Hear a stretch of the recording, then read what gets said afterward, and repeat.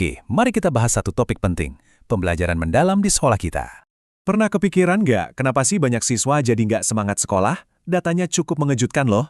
Survei Gallup tahun 2015 nunjukin, semangat belajar siswa merosot tajam. Dari 75% di kelas 5, jadi cuma 32% di kelas 10. Dan masalahnya nggak cuma soal semangat belajar, tapi juga soal kondisi emosional mereka yang makin menurun.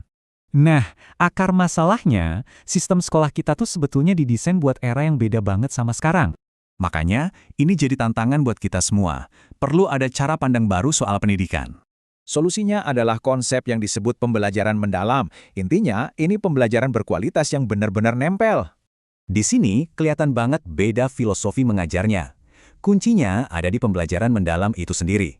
Jadi, apa aja sih isinya? Pembelajaran mendalam ini dibangun di atas 6 kompetensi utama. Pertama, siswa harus benar-benar paham materi inti, bukan sekedar hafal mati. Lalu, ilmu itu dipakai buat mikir kritis dan mecahin masalah di dunia nyata. Pendekatan ini juga ngelatih skill penting lainnya, kayak kerja sama tim dan komunikasi yang baik. Dan yang paling penting, mereka jadi tahu cara belajar dan punya mentalitas positif buat sukses. Penasaran nggak? Gimana sih dampaknya di dunia nyata? Coba kita lihat kisah Gabe. Gabe ini tadinya siswa yang seringkali kesulitan dan ngerasa nggak nyambung di kelas biasa. Tapi, seorang guru mengubah total pelajarannya disesuaikan sama minat Gabe di bidang olahraga. Hasilnya, wow, Gabe jadi semangat, percaya diri, dan bangga sama kemampuannya sendiri. Kalau memang seefektif ini, kenapa ya nggak semua sekolah pakai cara ini? Jawabannya simpel, karena ini butuh perubahan budaya besar-besaran di dunia pendidikan kita. Perubahan nyata itu harus jalan bareng di 3 level sistem yang saling terkait ini. Pertama, di level guru.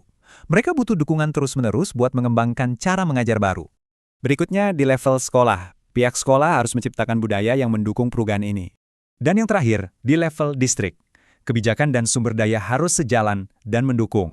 Pada akhirnya, sistem pendidikan kita dihadapkan pada satu pilihan mendasar dan mendesak.